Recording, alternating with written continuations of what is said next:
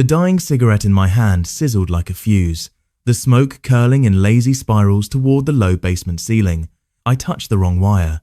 Sparks danced, the acrid smell of burnt insulation hitting my nose. At 38, I still made rookie mistakes when my mind wandered. But tonight, it wasn't the circuits or the rewiring that pulled me away, it was her, Beth, my wife, claiming she was reorganizing the closets at 9:30 on a Tuesday. Right. Sure, Beth, I believe that, didn't I? I shook my head and set the wire strippers on the workbench. I've been fixing things my whole life, rewiring old New England houses, industrial jobs, the occasional emergency call when Mrs. Henderson's power goes out mid-soap opera. What I apparently can't fix, it seems, is my own life. My son's voice interrupted my thoughts, and it was not what I wanted to hear. Dad. Danny's voice cracked, shaky like a brittle wire under tension. My 13-year-old, pale as if someone had drained the color from him, stood at the bottom of the basement stairs. His Red Sox jersey hung loose on his thin frame. His hands trembled slightly, and I knew immediately something was wrong. Dad, I need to tell you something. I set down the strippers, really looked at him for the first time that evening. His eyes weren't just scared, they were hollow, like he had seen something he couldn't unsee. Kids get this look when they witness accidents, the kind that leaves a lasting imprint on their imagination. My stomach tightened. What's wrong, buddy? Danny hesitated, swallowing hard. I saw Mom. Upstairs. She was with some guy. In your bedroom. And makes of the scream by Telfer. Time stopped. My heart skipped a beat, and the room suddenly felt colder. I could hear the faint hum of the fluorescent basement light, feel the vibrations of the old house around me, but it all faded into a blur. I looked at my son, struggling to process the words. I saw them, Dad. I didn't know what to do. I didn't know if I should tell you. His voice broke. He looked at me pleadingly, searching for guidance, for a shield against the chaos. I wanted to yell. I wanted to run upstairs and confront her. I wanted to smash the first thing I could find. But all I could do was swallow hard, forcing my voice into a calm I didn't feel. Danny, thank you for telling me. I know it's not easy. You did the right thing. His lips quivered, but he nodded. My mind raced. Beth, my wife, the woman I had married, shared my life with, trusted with everything, betraying me in my own home. And the worst part? She didn't even try to hide it from my son. I thought about the small signs I'd ignored, the late-night phone calls she always claimed were work-related, the way she started wearing perfume I didn't recognize, how she avoided eye contact for a second too long. Little things that, in hindsight, screamed danger, but I had been too busy, too comfortable, too blind to notice. I rubbed my temples and took a shaky breath. Danny, stay down here. Don't go back upstairs. Lock the door if you have to. He nodded quickly, retreating to the corner of the basement, his small frame curled around a tool chest as if it were a lifeboat. I stared at the stairs leading up to the second floor, each step a reminder of the betrayal waiting above. I considered my options. I could storm upstairs, confront her, make a scene, but what would that achieve? She was already gone down a path I couldn't control, and Danny didn't need to witness my rage. No, I needed a plan. I needed to understand what I was dealing with before I did anything reckless. I walked to the utility sink and splashed cold water on my face, the chill shocking me back to a semblance of composure. My mind began to untangle the possibilities. Was this a one-time thing? A fleeting mistake? Or had this been going on for weeks, months, years? The thought made my stomach churn. I could feel the foundations of my family cracking beneath me. The life I had worked so hard to build crumbling piece by piece. I sat down on the concrete floor, back against the workbench, my hands trembling slightly. Beth. She was upstairs, probably oblivious to the storm she had ignited in the basement below. The woman who had promised to love me, honor me, and share a life with me. Now a stranger, a saboteur in my own home. My gaze fell on the tools scattered across the workbench. Wire strippers, screwdrivers, pliers. They had always represented control, precision, mastery over chaos. And yet, here I was, powerless against the chaos in my own life. I realized, bitterly, that no amount of skill or experience could repair the damage that trust once broken leaves behind. A soft creak upstairs made me freeze. Footsteps? Or just the old house settling? I strained my ears, heart hammering. Every sound felt amplified. I didn't move, didn't breathe more than necessary. My mind raced, imagining scenarios, plotting confrontation, yet weighing consequences. Danny was counting on me to act like a father, not like a man possessed by fury. Minutes passed, or maybe hours, I couldn't tell. I forced myself to focus. I couldn't let this spiral out of control. Not tonight. Not in front of Danny. I had to wait, observe, plan. This wasn't just about betrayal, it was about protecting the only part of my life I could still shield from ruin. Eventually, Danny's soft breathing told me he had drifted into a tense, uneasy sleep. I glanced at him and felt a surge of resolve. He was my anchor. Whatever came next, I would face it for him. For us, I returned to the wire strippers, picking them up with deliberate care. Sparks danced once again as I touched the metal to a live wire, but this time I welcomed the shock. It reminded me I was alive, that I could still feel, that I could still fight. Beth's footsteps upstairs faded into the distance, and in the silence, I made a promise. I would uncover the truth. I would protect Danny, and I would confront the woman I had trusted, no matter the cost. Because some things, no amount of skill, no years of experience, could ever repair once they were broken. I climbed the stairs slowly, each step creaking beneath my weight like the ticking of a clock counting down to disaster. The house smelled faintly of Beth's perfume, a floral scent that once comforted me, now sickly and sharp in my nose. I paused at the top of the stairs, listening. Silence. Too much silence. My pulse was hammering in my ears. Every heartbeat a drumbeat of tension. I had no idea what I would say, what I would do. All I knew was that the moment had come. I had to face her, confront the truth I had tried to ignore. The hallway stretched ahead, lined with framed family photos. Pictures of birthdays, vacations, the everyday moments of a life I once thought safe. Each image felt like a cruel reminder, a snapshot of normalcy before betrayal. And there she was, Beth, unaware or maybe aware and unconcerned, leaning against the bedroom doorframe. Her eyes widened slightly when she saw me, but not with fear. Exactly. More like a flicker of guilt masked with practiced calm. Beth, I said, my voice steadier than I felt, we need to talk. She crossed her arms, tilting her head, a faint, almost mocking smile tugging at the corner of her lips. About what? I took a deep breath, forcing myself to stay calm, to weigh every word. Don't play games. I know what you've been doing. Danny saw you. Her smile faltered, replaced with a look of surprise, or was it anger? Danny, what did he see? She asked, voice pitched higher, but her eyes darted away for a split second. That tiny, imperceptible glance confirmed everything I already knew. He saw you, in our bedroom, with him. Don't bother lying, I said, stepping closer, trying to keep my emotions in check. I've been blind, Beth, but I'm not anymore. I know what's been going on. She laughed softly, a bitter, hollow sound that cut through me like glass. You think you understand, Mick? You think you can control this? I'm not trying to control you, I said, voice tight. I'm trying to understand why. Why betray me? Why betray this family? Her gaze hardened, and I realized she had rehearsed this, had anticipated confrontation. You don't get it, Mick. You've always been predictable, busy with work, obsessed with fixing things, but blind to what's really around you. I needed someone who actually notices me. I stared at her, numb. The woman I had loved, the woman I had shared everything with, had built a secret life in the shadows of my own home. The betrayal was tangible, almost suffocating, and it made my chest tighten so much I felt like I might collapse. You're telling me this like it's justification? I asked, my voice shaking. You cheated on me, and that's your reason?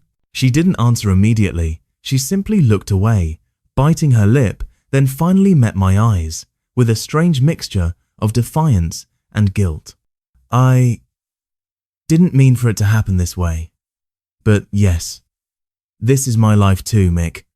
I'm not happy with just being your wife, just being the woman behind Parish Electric's success. I laughed bitterly, a humorless sound that echoed through the hallway. You think that excuses it? That makes it okay to destroy our family? She shook her head, almost pleading. I didn't want to hurt Danny. I didn't want to hurt you. But I needed something more than this life, something more than what we've built. I could feel the walls closing in.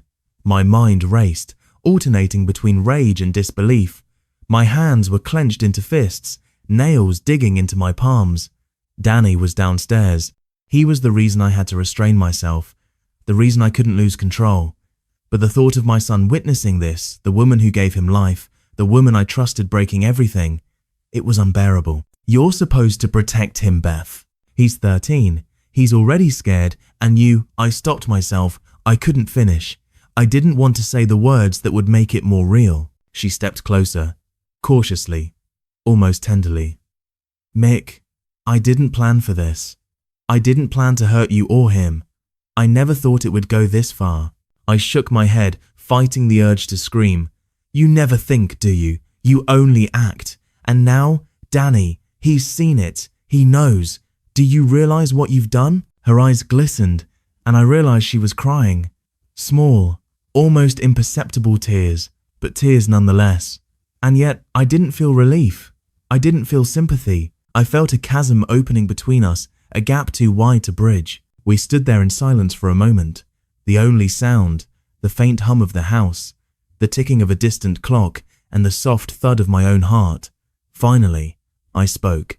I need you to leave, I said quietly, though the words were like steel. Not tonight, not yet, but you need to go.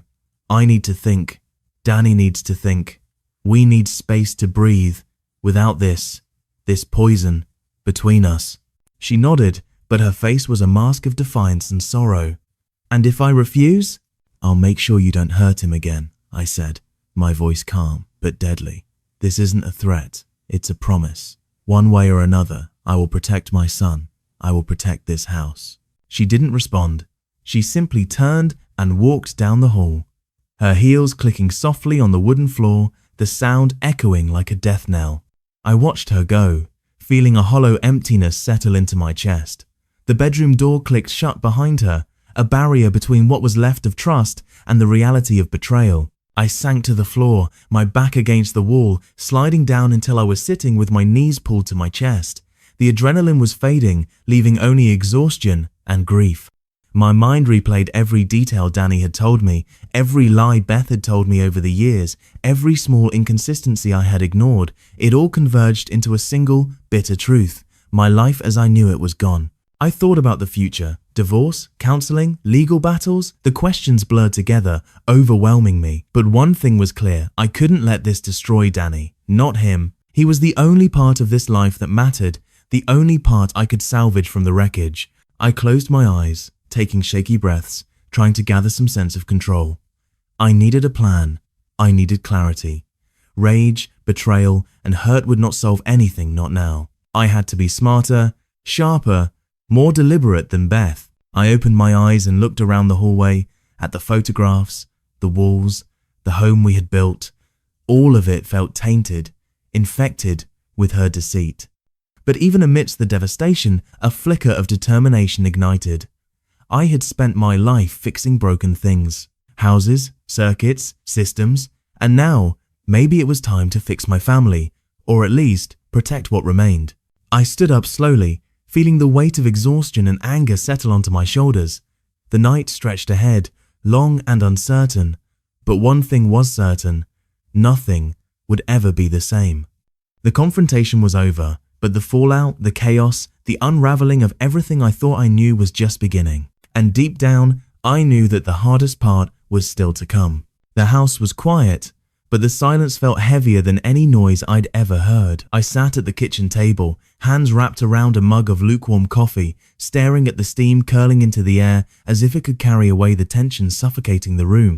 Danny had been asleep for hours, curled up in his blanket downstairs on the couch, still pale, still haunted by what he had seen. I envied his sleep, envied the way his body could temporarily escape the chaos I now lived in awake. I couldn't sleep. My thoughts circled like vultures, feeding on every detail, every memory that now seemed like evidence of betrayal I had ignored. Beth, her laugh, once so comforting, now echoed like a cruel reminder. The perfume she wore that had once drawn me in now felt like a warning label. How long had this been going on? How many nights had I spent in the basement fixing wires while she tore our marriage apart upstairs? I ran a hand through my hair, trying to ground myself. Maybe it was my fault. Maybe I hadn't noticed her needs. Maybe I had been too absorbed in work, too focused on building a legacy with Parish Electric, to notice the cracks forming in my own home. But no, I shook my head. It wasn't just negligence, it was betrayal, calculated, deliberate, and devastating.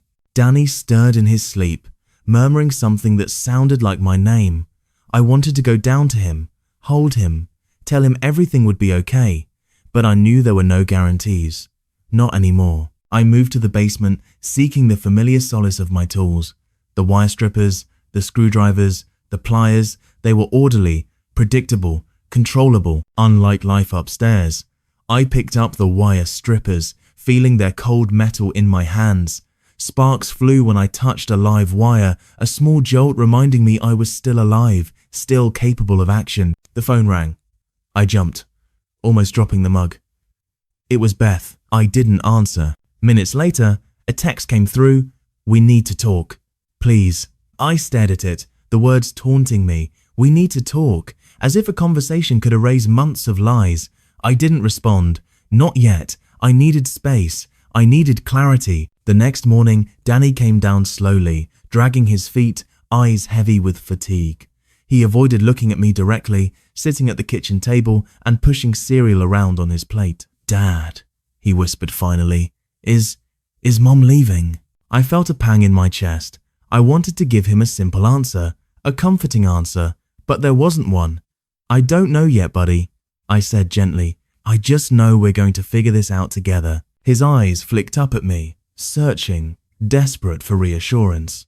I gave him a small nod, and he returned to his cereal, silent but calmer.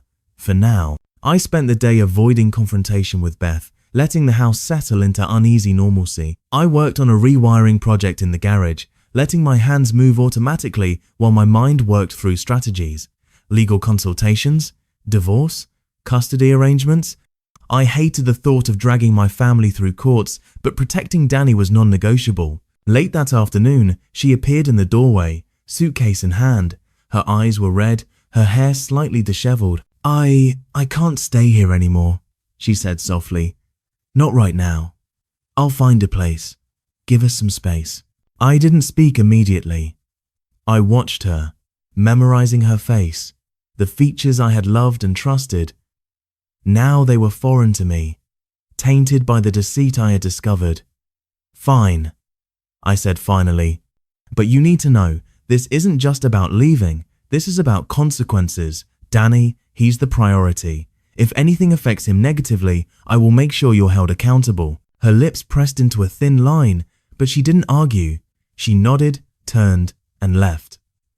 The click of the door echoed in the empty hallway, a final punctuation mark on the life we had once shared. I sank onto the couch, exhausted, every muscle in my body tense. The silence of the house pressed against me, suffocating, but also liberating. No longer was there the constant tension of uncertainty. She had gone for now. Danny approached me cautiously, hesitant, like stepping into a minefield. He climbed onto the couch beside me and rested his head on my shoulder. "Dad, are we okay?" he whispered. I hugged him tightly, feeling the fragile weight of our bond. "We'll be okay, Danny. I promise. We'll figure it out. Together." Days turned into weeks. Beth found an apartment across town, keeping a respectful distance. Danny slowly returned to some semblance of normalcy, though shadows lingered in his eyes. I threw myself into work, Parish Electric suddenly feeling like the only thing I could control. But even among wires and circuits, I couldn't escape the gnawing ache of loss. I realized something essential. Life doesn't always give you neat resolutions. Betrayal, heartbreak, and family fracture don't come with warning labels. But what you can control is how you respond.